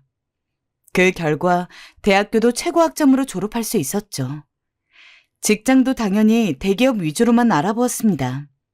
제가 대기업 정도 들어가야 어머님께서도 절 사위로 받아주실 수 있을 것 같았으니까요. 아마 다시 돌아가라 해도 그때만큼 뭔가를 열심히 할 수는 없을 정도로 열심히 했던 것 같습니다. 또 전 가끔 미연이 어머님을 마주칠 때마다 좋은 인상을 드리기 위해 노력했어요. 어머님이 좋아하시는 빵을 사다 드린다든지 없는 용돈 모아 생신 선물 챙긴다든지. 하지만 어머님께선 한 번도 제게 고맙단 말을 하신 적이 없었어요. 뭐하러 이런 걸... 아휴, 부담스럽게. 이러곤 들어가 버리셨죠. 미연이만이 제 옆에 있어 주었어요. 자기야, 정말 자랑스러워. 그리고 늘 한결같아서 고맙고. 아니야, 나야말로 내가 좋은 직장 들어가서 너 책임질게. 내가 좋아하는 사람이 나를 좋아해주고 그런 사람과 사랑을 할 수 있는 확률이 얼마나 될지 계산할 순 없었지만 저는 그것이 아주 희박한 확률이며 미연이와 함께하는 이 시간이 제 인생의 가장 화창한 봄날이라는 것만큼은 짐작하고 있었어요. 우린 그렇게 때론 친구처럼 연인처럼 봄날 같은 시간을 보내었습니다. 그 당시 유행했던 가을연가, 겨울연가, 올인, 미안하다, 사랑한다를 함께 보았고 CD 플레이어를 가지고 다니며 미연이가 좋아하는 노래들을 같이 들었고 노래를 들으며 손을 잡고 살랑거리는 바람과 함께 아름다운 거리를 걸었습니다. 그런데 미연이를 만나다 보니 모든 게 다 좋고 행복한 건 아니었어요.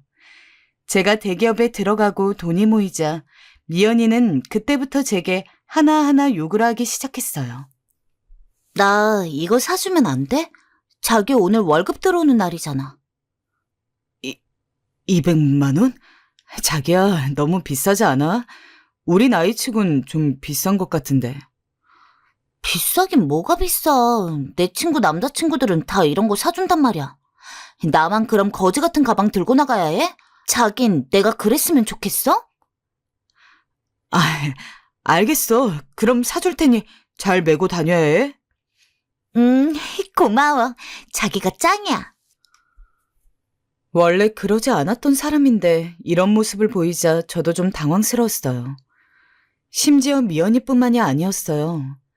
어느 날 미연이의 어머님께서 절 저녁 식사에 초대하겠다고 직접 연락해 오셨더라고요. 이렇게 먼저 초대해 주신 건 처음이었던지라 설레기도 하고 떨리는 마음으로 그날 하루 종일 고민했습니다. 어떤 선물을 들고 가야 하나, 어떤 옷을 입고 가야 하나.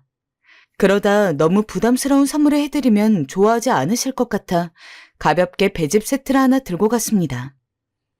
그런데 어머님께서 제 손에 든 배즙 세트를 보자마자 혀를 끌끌 차더라고요. 아니, 그냥 그거 들고 올 거면 차라리 빈손으로 오지 그랬나? 네? 아닐세, 들어오게. 배즙 세트를 사간 게 실수였을까요? 어머님은 그럼 명품 선물이라도 바라셨던 걸까요? 배즙 세트 사간 전 졸지의 짠돌이가 되어버렸습니다. 그리고 그날 저녁 식사는 당연히 가시방석 속에서 시작이 되었죠. 그러니까 자네 모아놓은 돈이 얼마쯤 된다고? 아, 저 아직 입사한 지 얼마 되지 않아 많이 모아놓진 못했습니다. 그래가지고 어느 세월에 장가를 가겠다고. 자네 미연이와 결혼할 생각은 있는 거지?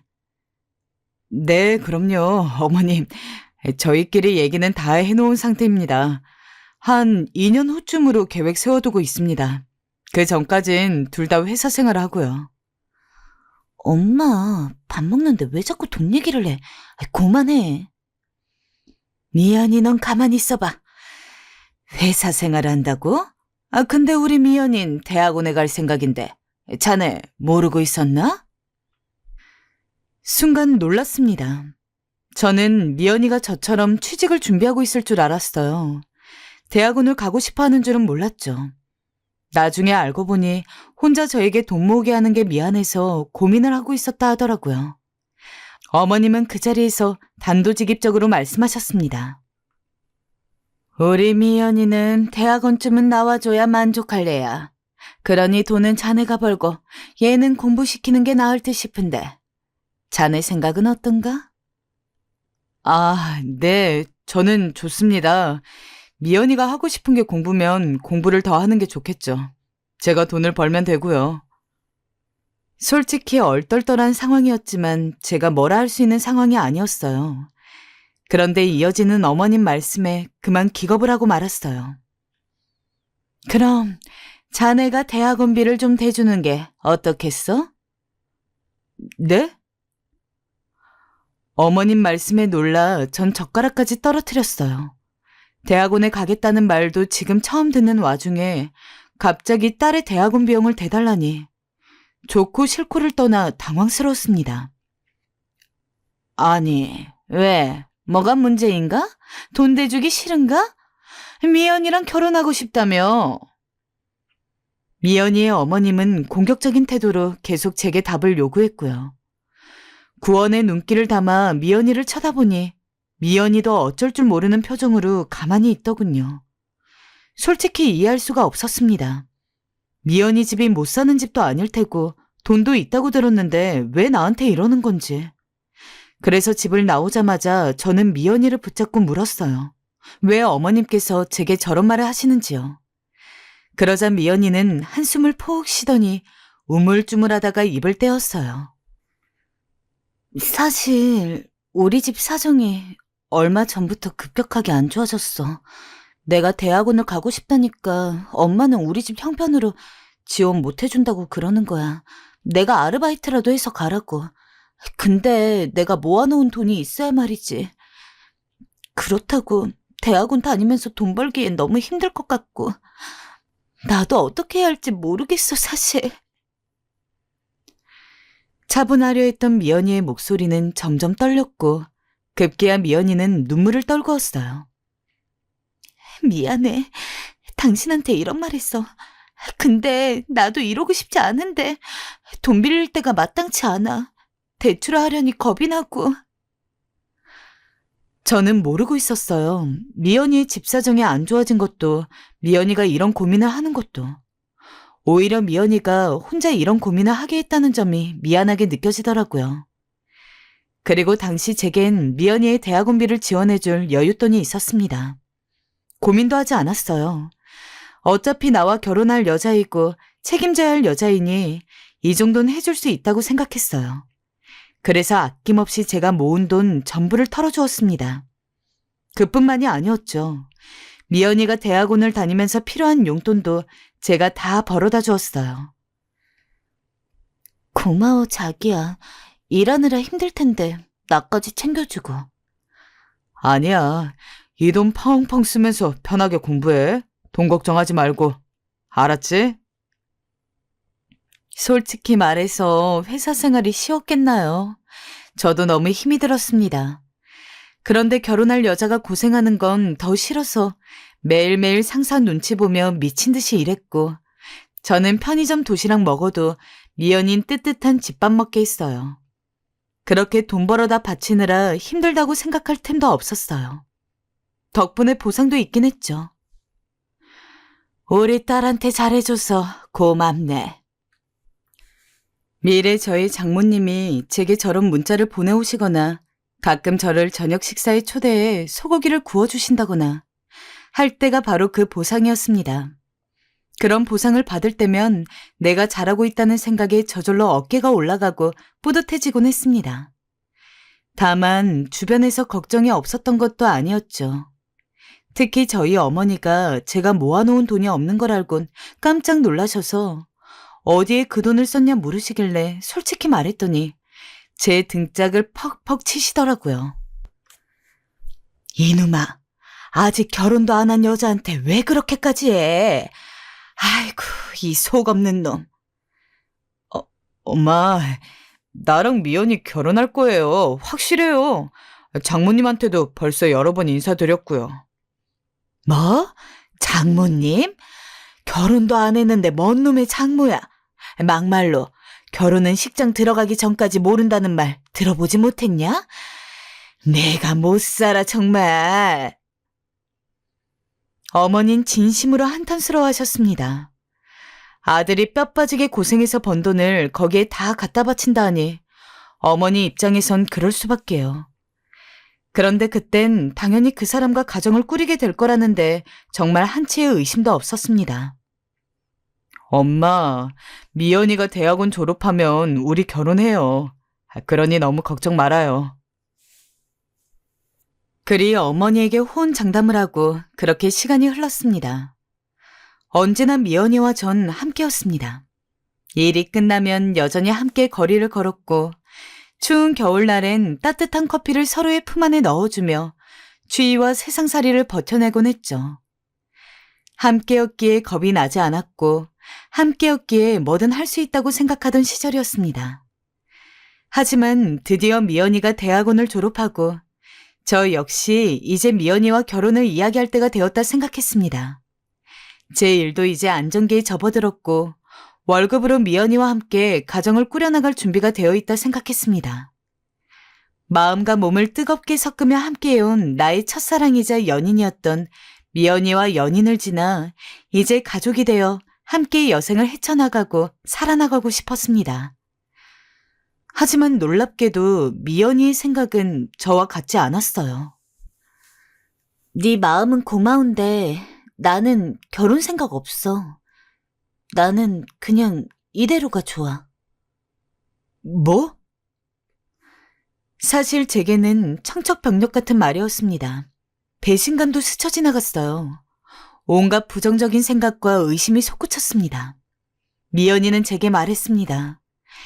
결혼을 하지 않아도 얼마든지 행복하게 살 수 있다고. 전 끈질기게 미연이를 설득했어요. 미연아, 우린 행복했고 앞으로도 행복할 수 있어. 나를 믿어봐, 미연아. 내가 널 행복하게 해줄게. 결혼은 그런 걸로만 유지되는 게 아니야. 현실적인 문제라고. 나는 애도 낳기 싫어. 애를 낳기 싫다고? 미연이가 애를 낳기 싫어한다는 건 더더욱 충격적인 말이었습니다. 지금이야 애를 낳지 않고도 둘끼리 살아가는 부부들이 많지만 그 당시엔 그래도 애는 가져야 한다는 분위기가 컸습니다. 저는 너무도 저와 다른 가치관을 가지고 있던 미연이를 처음으로 이해할 수가 없었습니다. 싸운 적이 없었던 건 아니었지만 미연이가 이렇게 나와 다른 사람이었나 깨달은 건 그때가 처음이었습니다. 세상을 여행하고 싶어하고 책과 음악을 사랑하고 틈날 때마다 그림을 그리는 미연이의 자유로움이 좋았고 그녀의 꿈도 지켜주고 싶었지만 미연이가 생각했던 미래 속에 제가 없었다 생각하자 갑자기 처참한 기분이 몰려들어왔어요. 결혼이 싫은 거야? 아니면 내가 싫은 거야? 너가 문제가 아니야. 난 결혼이 싫어. 우린 그 이후에도 여러 번 이 문제로 갈등을 겪었고 그러다 서로를 설득시키기 위해 애걸했습니다. 하지만 결국 이 문제는 그 누구 한쪽이 굽힐 수 없는 문제라는 걸 깨달았을 때쯤 우리는 서로의 손을 놓았습니다. 그래, 그게 네가 원하는 거라면 그렇게 해야지 라고 말하곤 각자의 문 밖으로 나가버렸습니다. 그게 바로 사랑의 종지부였습니다. 저는 그날 집으로 돌아가 밤새 술을 연거푸 들이키며 눈물을 흘렸어요. 그리고 제가 그녀의 소식을 들은 건 그로부터 반년 후였어요. 그것도 지인이 받은 청첩장을 통해서였어요. 청첩장엔 그녀와 낯선 남자의 이름이 찍혀 있었습니다. 전 하늘이 노래지는 기분에 당장 미연이를 찾아갔어요. 정확히는 미연이의 집이었죠. 그런데 때마침 미연이가 조금 부른 배를 하고 걸어 나오더군요. 그 옆엔 결혼하려는 남자가 있었고요. 화가 머리 끝까지 치밀어 오르며 황당함으로 머리가 새하얘졌어요. 미연이는 절 먼저 발견하고 그 남자를 차에 태우더니 태연스럽게 저에게 걸어왔어요. 여긴 어쩐 일이야? 어쩐 일이야? 너 어떻게 이럴 수가 있니? 결혼이 싫다며 안 한다며?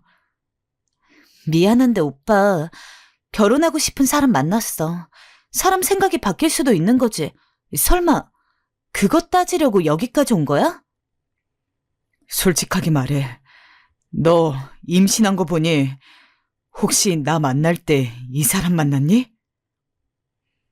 미연인 대답하지 못했고 순간 제 표정이 굳어버렸습니다.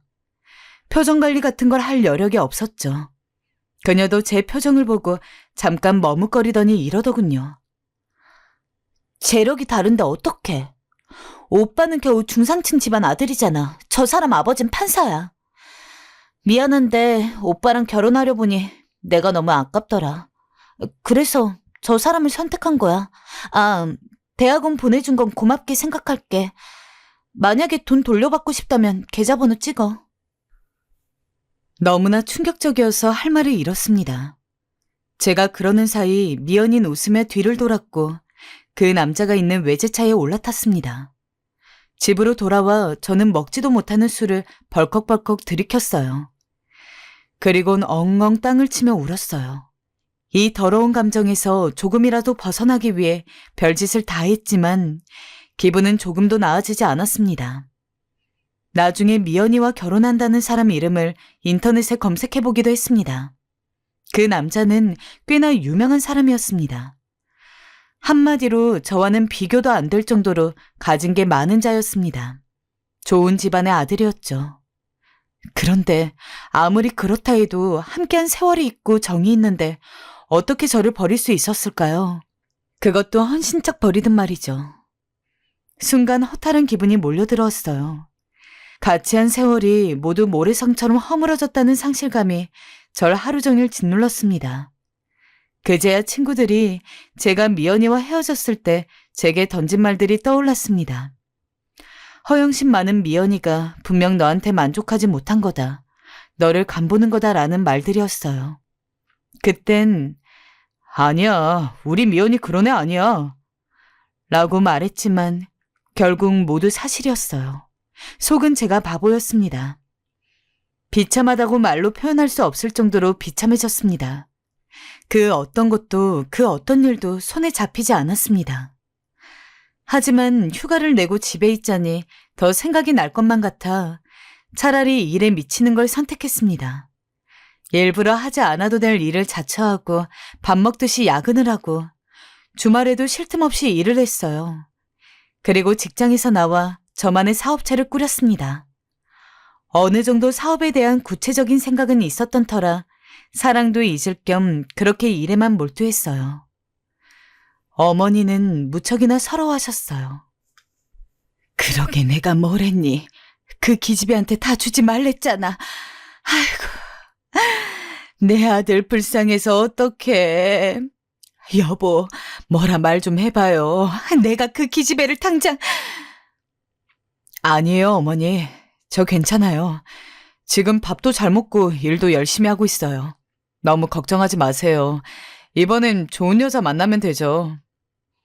어머니는 틈만 나면 저를 붙잡고 울어대셨고 절 버리고 간 그 기집애 천벌 받을 거라며 욕을 해대곤 했습니다. 그럴 때마다 전 그때의 기억을 상기시키기도 싫은 마음에 그저 괜찮다고 웃으며 넘겼어요. 하지만 사람은 사람으로 채운다는 말처럼 제 인생에도 두 번째 소중한 인연이 찾아왔습니다. 제 회사에 새로 들어온 신입 사원이었는데 귀여운 단발머리에 웃는 게 애교스러운 여자였습니다. 도희라는 이름을 가진 여자였는데 저와 고향도 같고 나온 대학도 같아 대화가 잘 통했습니다. 더군다나 그녀 역시 나쁜 남자를 만나 크게 대어본 적이 있는 터라 공감대도 있었습니다. 특히 아이 같은 인상을 주는 덧니도 사랑스러웠습니다. 두 번째 인연은 첫 번째처럼 뜨거움을 안겨주진 않았지만 도희는 제게 편안함을 주었고 무엇보다 안정감을 느끼게 해주었습니다. 전 그게 너무 좋았고 그녀를 만나면서 인생 전체를 위로받는 느낌이 들었습니다. 도희 역시 그러했습니다. 어느 날 전 도희와 결혼을 결심했고 3년 후 우린 아이를 낳아 하윤이라는 이름까지 지었습니다. 그야말로 아빠가 되어 인간으로서 성숙해질 수 있는 시기를 맞이했죠. 또 어느덧 중소기업의 사장이 되어 한 살림을 꾸려나갈 수 있는 사람이 되어 있었습니다. 그러던 어느 날 미처 생각지도 못했던 여자에게서 연락이 왔습니다. 모르는 전화번호에서 받을까 말까 했다 받은 전화였습니다. 받자마자 낯설지 않은 목소리가 들려왔습니다. 바로 미연이었습니다. 무려 5년 만이었죠. 잘 지냈어? 우리 좀 볼 수 있을까? 당신한테 정말 해야 할 말이 있어서 그래. 미연인 그러곤 안 나와도 괜찮다는 말을 서둘러 덧붙였습니다. 저는 망설이다 문자를 넣어주겠다고 하곤 끊어버렸습니다. 처음엔 왜 갑자기 날 보자 하는 거지?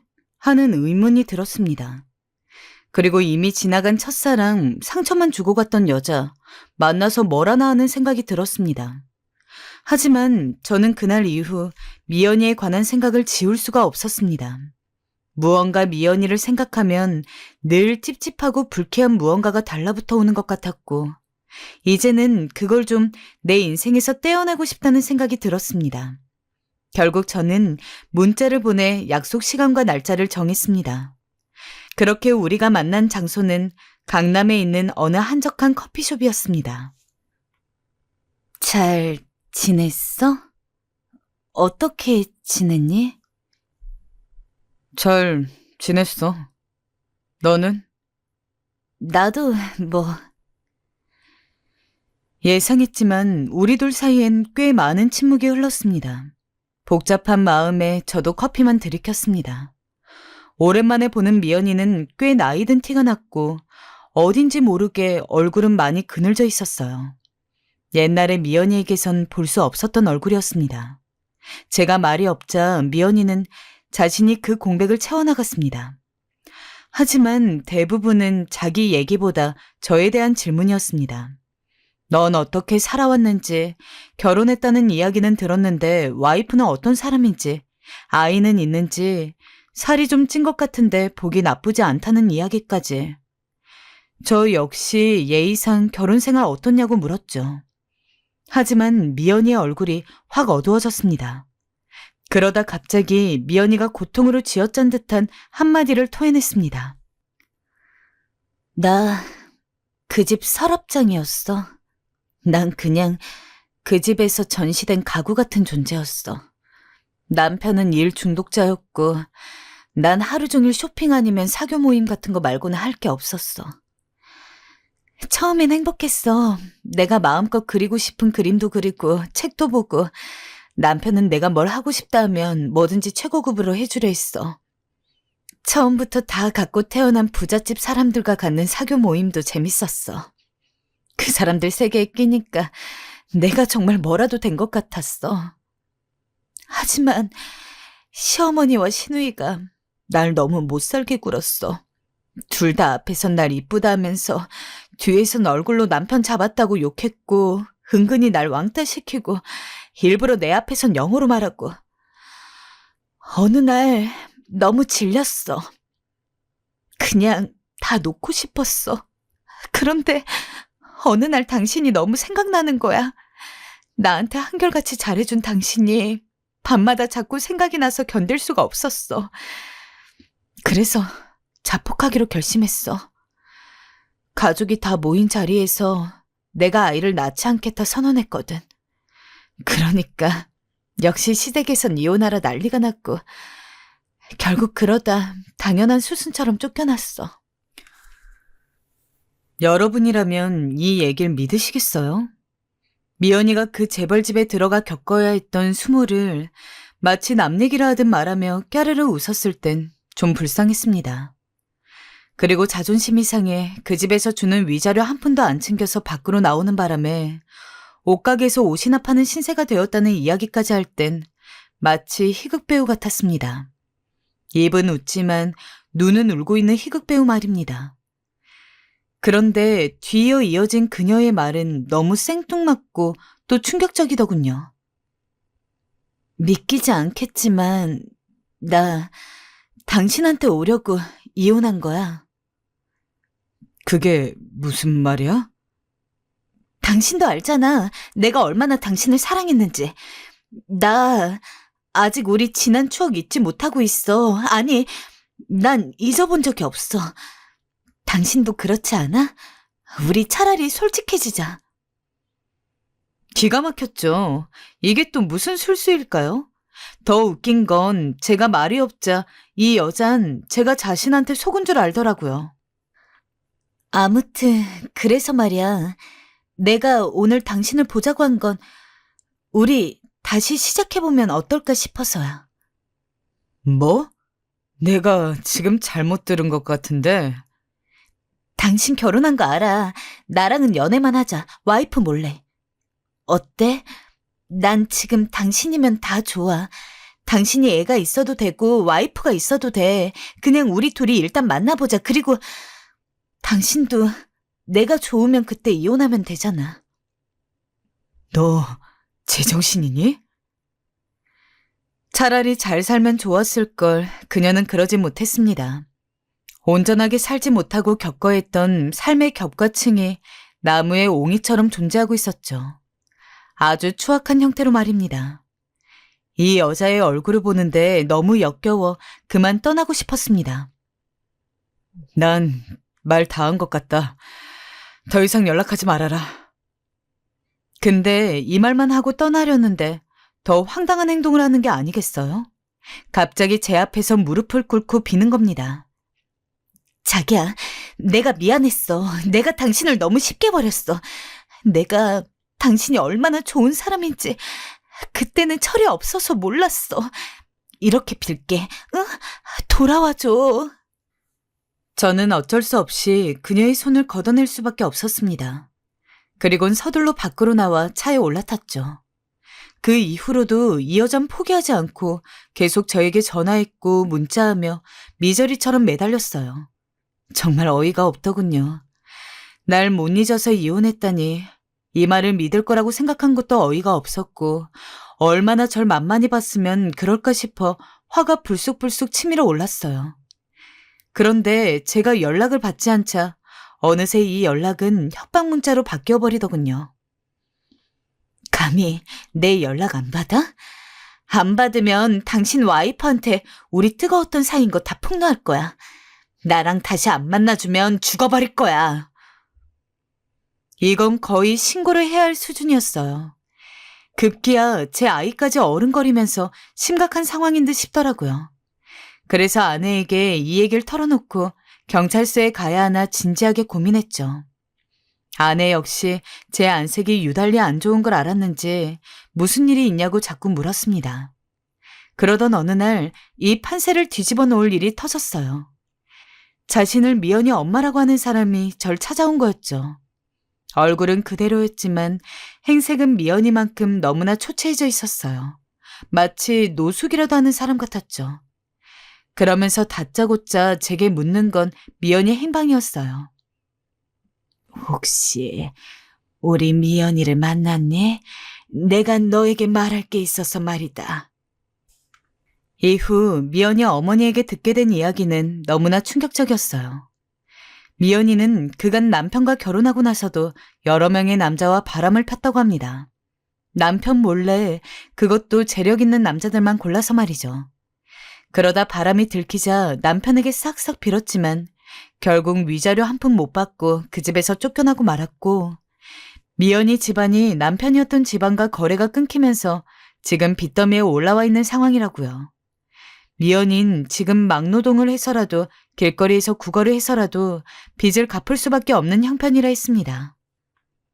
아마 미연이 걔가 잔을 찾아갔을 텐데 돈을 뜯기 위해 갔을 거야. 내가 지난날 자네한테 너무 함부로 대한 것 같아. 그 미안함에 지금이라도 옳은 일을 하고자 말해주는 거네. 미연이 최대한 멀리하게. 심장이 덜컹했어요. 저한테 했던 말과는 완전히 정반대였으니까요. 시댁살이를 당했다 했는데 그게 아니고 본인 과실이었던 거죠. 결혼하면서 바람피는 것도 모자라 저한테 그런 사기까지 쳐가며 돈을 뜯어내려 했다니 가슴이 철렁하기도 했고 괘씸하기도 했습니다. 아니나 다를까 며칠 후 미연이 어머니가 왔다 간 후 미연이가 다시 제 회사 앞을 찾아왔더라고요. 나 다시는 당신 안 찾아올게. 당신 포기할게. 대신 내 부탁 하나만 들어줘. 무슨 말을 할 줄 알았지만 일단 듣고 있었어요. 역시 뻔할 뻔짜였어요. 나 이번에 새롭게 시작하려는 옷 사업이 있어. 거기 투자 금액이 필요해. 그 돈만 빌려주면 내가 배로 갚을게. 이자까지 쳐서. 어때? 한숨이 절로 나왔습니다. 언제 정신 차릴래? 뭐? 내가 한 번 속지 두 번 속을 줄 알았니? 얼마 전에 너희 엄마가 찾아왔더라. 너한테 속지 말라고. 어떻게 가족까지 등 돌리게 만드니? 다신 내 앞에 나타나지 마. 한 번만 내 앞에 나타나면 그땐 경찰에 신고할 테니까. 지금 너 나 무시하니? 신고? 그래, 어디 신고해봐. 신고해보라고. 돈도 없는 그지 새끼야. 전 마지막까지 발악하는 그녀의 머리 위로 시원하게 찬물을 한번 뿌려주고 나왔습니다. 그 여잔 표독스러운 얼굴로 끝까지 절 노려보았고 전 그녀를 그리 거지로 만든 후 홀가분한 마음으로 집에 가는 차에 올라탔어요. 전 집에 오면서 한때 생겨어렸던 그녀의 눈빛과 제 이름을 불렀던 밝은 목소리를 떠올렸습니다. 그녀는 항상 발걸음이 가벼웠습니다.